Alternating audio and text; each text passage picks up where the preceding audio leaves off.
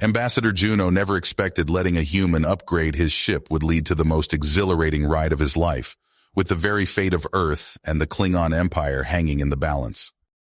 When Juno first arrived on the primitive backwater world the locals called Earth, he had clear orders from the Klingon High Council: make brief contact with the humans, gather cursory data on their technology and culture, and quickly return to give a report recommending against further relations. The Council saw humans as upstart savages, centuries away from being advanced enough to join the galactic community. This mission was a mere token gesture to assuage a few misguided Klingons who thought the Empire should start diplomatic overtures to emerging spacefaring races. Juno expected to spend a boring week on Earth, exchange a few hollow pleasantries with whatever passed for leadership among humans, and be on his way home to focus on more pressing matters of state. What he didn't expect was meeting Harry Boyd, an eccentric but undeniably brilliant aerospace engineer who would change everything.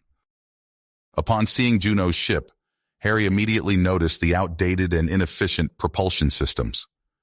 He brazenly offered to upgrade the engines, free of charge, to showcase the best of human innovation and hopefully make a positive impression for future relations. Juno scoffed at the idea that a human could improve upon Klingon technology, which was the envy of the stars. But Harry was persistent, and Juno had to admit he was curious to take a closer look at human capabilities. Against his better judgment, Juno agreed to let Harry tinker with the ship, under close supervision, of course. Over the next few days, as Harry worked tirelessly installing and calibrating new systems, he peppered Juno with questions, trying to learn everything he could about Klingon tech, culture, and politicals. Normally, Juno would never divulge such sensitive information to an outsider, but he found himself oddly charmed by Harry's enthusiasm and insight. It wasn't long before he revealed the unfortunate truth that most Klingons look down on humans as primitive brutes, centuries away from attaining the stars. Harry saw this as an opportunity and a challenge. He would use his skills to completely overhaul the engines, navigation, weapons, and defenses. He would turn Juno's ship into a marvel that outclassed the best Klingon vessels to prove that humans were not to be underestimated. In a shockingly short time, the upgraded ship was ready. But Juno had no idea what he was in for when Harry took him on a test flight to put the ship through its paces.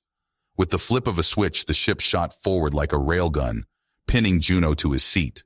In an instant, they reached velocities that would take Klingon ships days to match. The human-designed engines made Klingon models look like primitive chemical rockets. With deft flicks of the controls, Harry sent the nimble craft darting and pivoting to evade imaginary hostiles, pulling off maneuvers that even the most ace Klingon pilot would deem impossible. The weapons and defenses were equally impressive, with output and resilience that outclassed anything in the Klingon armada. Juno grew increasingly uneasy as he watched the readouts. His ship had become a Klingon killing machine under Harry's modifications. If this technology got out, it would completely disrupt the balance of power in the galaxy. The Klingons would stop at nothing to seize it for themselves or destroy it entirely. It could even lead to all-out war with Earth, as the Empire struggled to maintain its dominance. As Juno argued with Harry that the modifications must remain secret, and Harry countered that humans deserved recognition, alarms started blaring. Long-range sensors had picked up a massive energy surge, followed by distress signals from a Klingon border outpost. They were under attack by an unknown enemy. Juno's mission of peaceful contact had just become a desperate fight for survival. He and his unlikely human ally would have to work together, using the enhanced ship in ways even its designer never imagined, to save both their worlds from destruction. The ride of Juno's life had only just begun.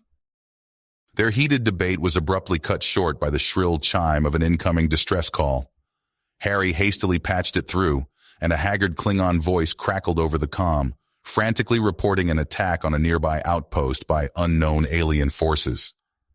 The transmission ended in a burst of static. Harry and Juno locked eyes, their argument forgotten in the face of this urgent crisis. Juno curtly ordered Harry to set a course for the outpost, maximum speed. Harry's fingers flew over the controls, and the ship surged forward, the stars blurring into streaks of light. As they dropped out of warp near the outpost's coordinates, the scene that greeted them was one of utter chaos. The sprawling structure was pocked with gaping holes and scorch marks, venting atmosphere and debris. A swarm of angular, viciously armed alien craft buzzed around it like angry hornets, hammering at the faltering shields. Harry wasted no time in throwing the ship into the fray, juking and spinning to evade the enemy's opening salvo. Juno called out targets, and Harry responded with pinpoint fire from the ship's newly upgraded weapons. The sleek alien ships were fast and maneuverable, but Harry's piloting skills combined with the enhanced capabilities of the Klingon vessel quickly turned the tide. Smoking husks of destroyed enemy craft tumbled away as Harry carved a path through the chaos. He deftly maneuvered the ship into the outpost's hangar bay, setting down hard amidst clouds of sparks. They raced through the damaged corridors, sidearms drawn, searching for survivors. They found a battered group of Klingons holed up in the command center, led by the outpost's commander, a grizzled veteran filled with weapons. He greeted Juno with a curt warrior's salute, eyeing Harry with suspicion. The commander briefed them on the situation. The aliens had attacked without warning or provocation, and seemed to be searching the outpost for something specific. Suddenly, the commander's eyes widened with realization, and he rushed to a heavily secured vault at the back of the room. Punching in his access codes, he retrieved an ornate metallic cylinder from within, an artifact of obvious value and antiquity. The commander revealed that this was an ancient weapon of immense power, hidden at the outpost for safekeeping. The aliens must have been after it. Harry and Juno shared a troubled glance, both recognizing the severity of the situation. If such a powerful artifact fell into hostile hands, the consequences for the galaxy could be catastrophic. The commander pressed the artifact into Juno's hands, charging him with the vital mission of delivering it safely to the Klingon homeworld. Just then, proximity alarms blared. More enemy ships were approaching fast. The commander grimly stated he would buy them time to escape and made a valiant last stand as Harry and Juno raced back to their ship with the precious cargo. They blasted out of the hangar moments before a wave of alien ships reduced the outpost to molten slag. But their escape was short-lived. The enemy had intercepted their communications and laid a devious trap along their route. Harry was forced to call upon every ounce of his piloting genius and the full potential of the ship's upgrades to evade the ambush. The ship danced through a storm of enemy fire, shields flickering dangerously. In a moment of desperate ingenuity, Harry hit upon a risky plan to shake their dogged pursuers. Plotting a daring course through the heart of a nearby nebula, he ejected a burst of chaff and countermeasures, creating false sensor ghosts. As the enemy ships veered off in pursuit of the decoys, Harry used the nebula's interference to mask their signature and slip away unseen. Juno slumped back in his seat, exhausted and amazed in equal measure. The humans' improvised tactics had been unconventional to say the least, but undeniably effective. He found his long-held preconceptions about humans' inferiority crumbling in the face of Harry's resourcefulness and skill. Perhaps there was more to this brash species than the Klingon High Council had assumed. But even as the seeds of an unlikely alliance began to sprout, Juno knew that their trials were a long way to go. The alien threat remained dire, and convincing his superiors to treat with humans as equals would be a monumental challenge.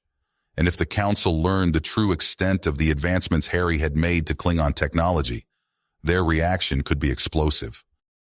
As Harry plotted a circuitous course back to Earth, studiously avoiding common trade lanes, Juno pondered their next move.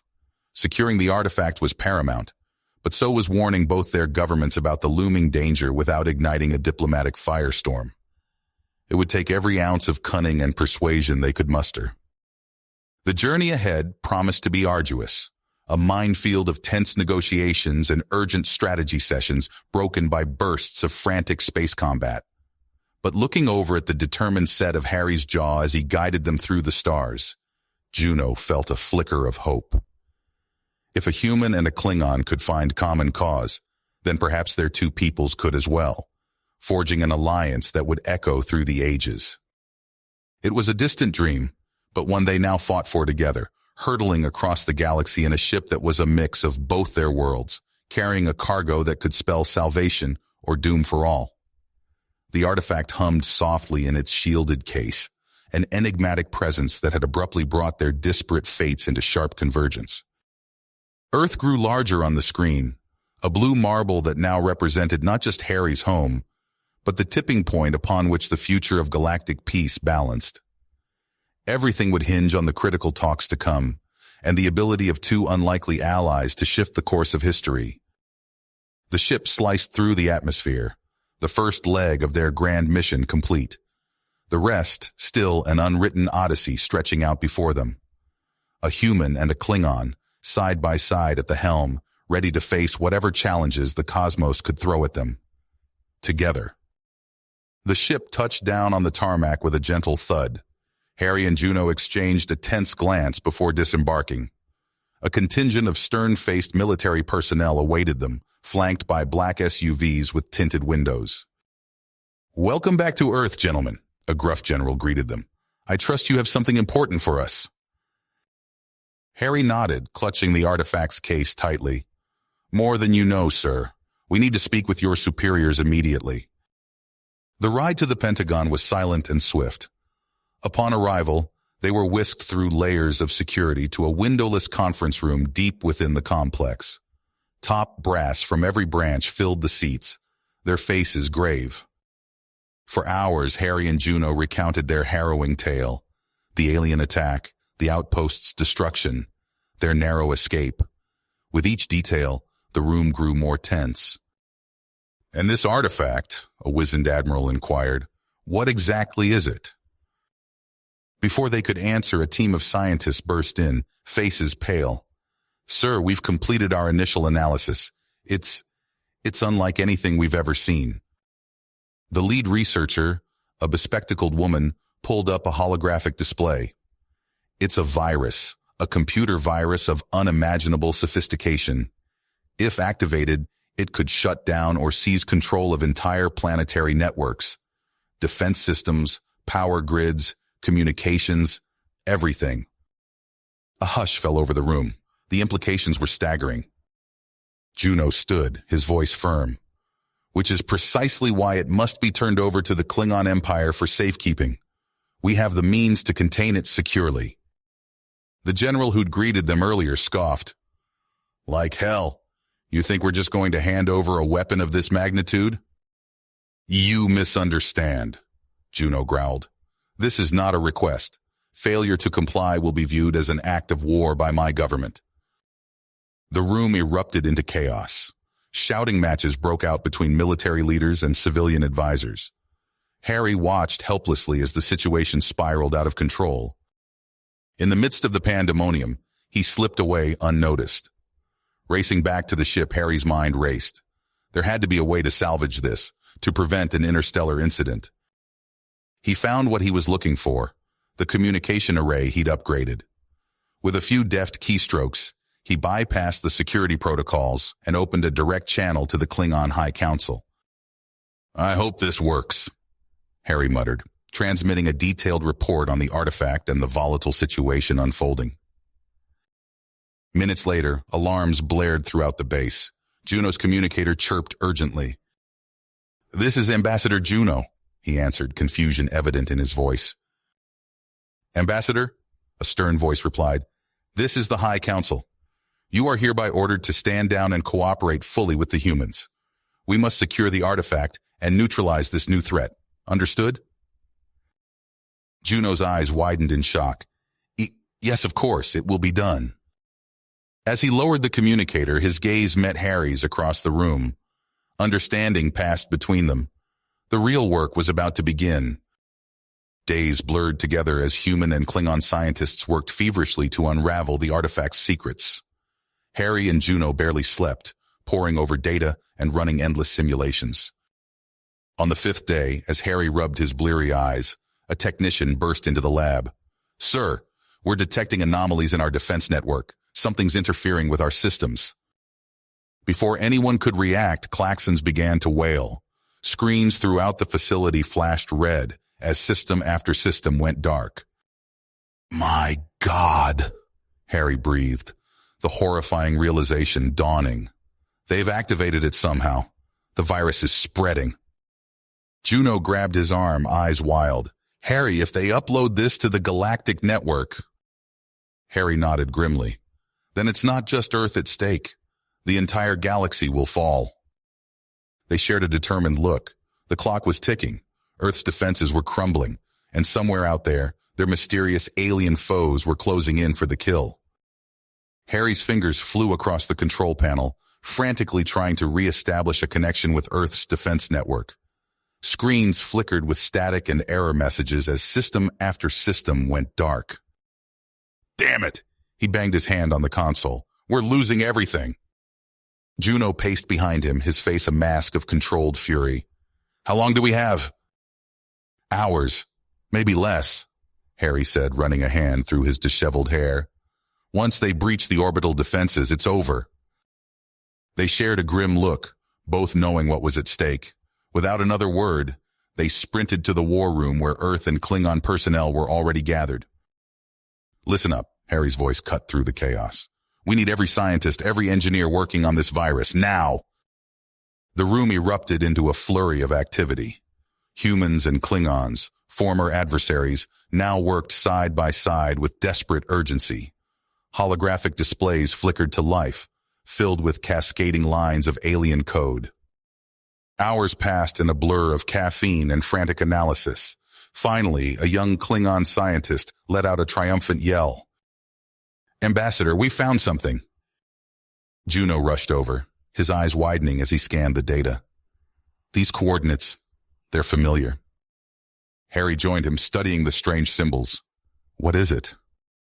An ancient battle station, Juno breathed, belonging to the Tyrillians, a race of unparalleled cyber warfare experts, long thought extinct.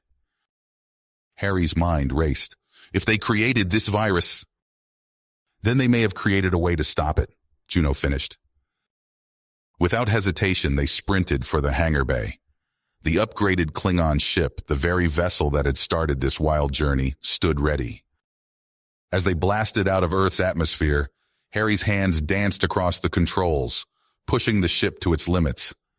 The asteroid belt loomed ahead, a treacherous field of space debris.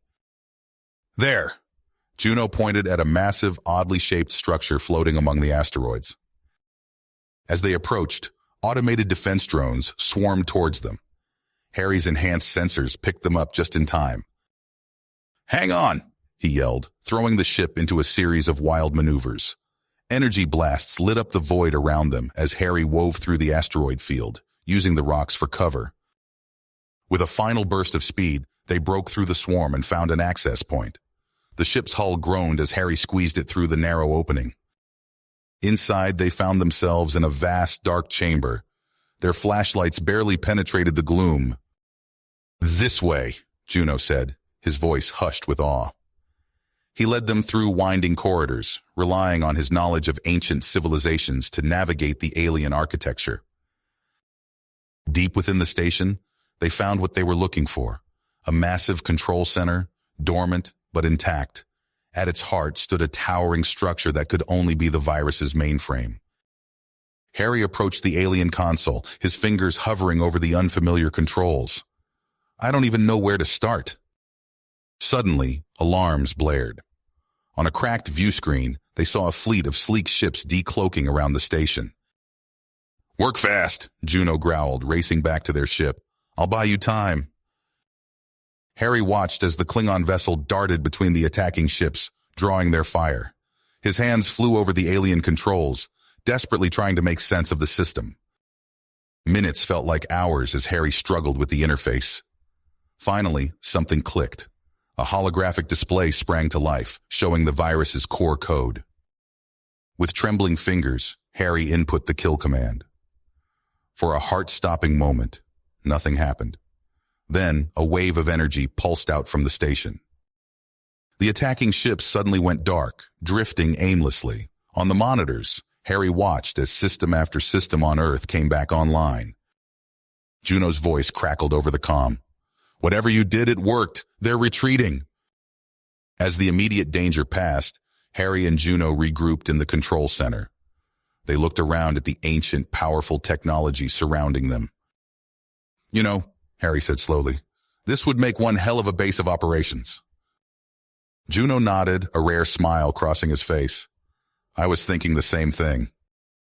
In the days that followed, they worked tirelessly to secure the station and establish communications with Earth and the Klingon homeworld. When they finally made contact, both Harry and Juno had the same message. "We need to talk about an alliance." The Tyrillian battle station hummed with activity as human and Klingon personnel worked side by side. Harry Boyd stood at the central command console, surveying the bustling control room. Screens flickered with data streams, a mix of Earth and Klingon languages scrolling by. "Ambassador Juno, take a look at this," Harry called out, gesturing to a holographic display. Juno strode over, his imposing Klingon frame towering over Harry. "Impressive. The integration of our sensor arrays has doubled our detection range." Harry nodded, a hint of pride in his voice. "And the new shield harmonics are holding up well in simulations. We might actually have a chance against those cloaked ships now." Their moment of satisfaction was short-lived. A commotion erupted near the communications station, where a human technician and a Klingon warrior were locked in a heated argument. "You dare question my honor?" the Klingon snarled, looming over the smaller human. The technician stood his ground. "I'm telling you, someone's been accessing restricted files. The logs don't lie." Harry rushed over, placing himself between the two. "Stand down, both of you. What's going on here?" As the technician explained the security breach, Juno's face darkened. He pulled Harry aside, speaking in a low growl. "This isn't the first incident. My own people are working against us." Before Harry could respond, alarms blared throughout the station. A young ensign shouted from her post, "Multiple contacts dropping out of warp. They're on an attack vector." The view screen lit up with a swarm of alien vessels, their sleek forms shimmering as they dropped their cloaks. Harry's stomach dropped as he realized the sheer number of ships bearing down on them. "Battle stations!" Juno roared, his voice carrying over the chaos. "All hands, prepare for boarding action." Harry sprinted for the hangar bay, shouting into his comm unit. "This is Boyd. I need a full crew on the Klingon ship now." As he reached the vessel, a mix of human and Klingon crew members fell in behind him. Harry took the helm, his fingers dancing over the modified controls. The ship roared to life, a fusion of two worlds' technologies. They burst from the hangar, immediately engaging the nearest alien vessels. Harry's enhanced sensors gave them an edge, allowing him to anticipate the enemy's movements. Energy beams lanced out, scoring hits on the alien hulls. But for every ship they damaged, two more seemed to take its place. Harry's comm crackled with frantic reports from the station. "They're breaching the lower levels! We need reinforcements!" Harry gritted his teeth, executing a tight turn that brought them alongside the station. "Targeting their transporters. Fire everything we've got." The ship shuddered as it unleashed a barrage of weapons fire. For a moment, it seemed to work. The flow of enemy boarders slowed. Then, without warning, every system on the ship flickered. Harry's blood ran cold as he recognized the telltale signs of a viral attack. "No, no, no!" Juno's voice cut through the static. "Harry, they've detonated some kind of computer bomb. The virus is spreading through our systems." Harry's mind raced, searching for a solution, but Juno's next words stopped him cold. "I'm sealing off the infected sections, including this one." There was a finality in the Klingon's voice that made Harry's chest tighten. "Juno, don't do this," Harry pleaded, but he knew it was too late.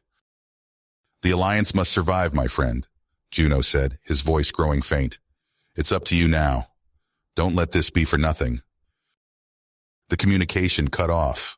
Harry stared at the blank screen, his throat tight. Around him, the crew looked on in stunned silence. With shaking hands, Harry initiated the purge sequence. He watched as the sealed section of the station vented into space, taking with it his friend and ally. In the days that followed, Harry moved through the station in a daze. He stood rigidly at attention during the memorial service, watching as Klingon and human honor guards paid tribute to the fallen.